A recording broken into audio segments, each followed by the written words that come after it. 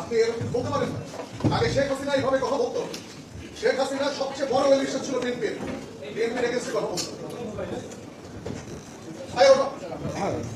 চাঁদাবাজদের বিরুদ্ধে সবসময় আমাদের কথা বলতে হবে। যারা চাঁদাবাজ, যারা মামলাবাজ, আমাকে একটু কথা বলতে যতই ইয়া হোক, আমাকে একটু কথা বলতে বিশেষ করে এটা তো স্বাধীনতা হইল না। আমরা তো আপনাদের কাছ থেকে স্বাধীনতা কিভাবে শেখাবেন আপনারা? আমি তো শিষ্টাচার প্রত্যাশা করি।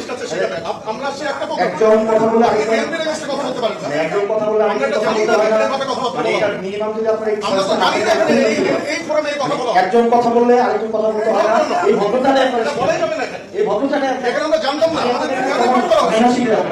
আমি তো মেহনতি হবে। একজন কথা বলে আমি জানতে চাই। আপনারা কেন আমাকে এখানে ইনভাইট করছেন? আমি জানতে চাই।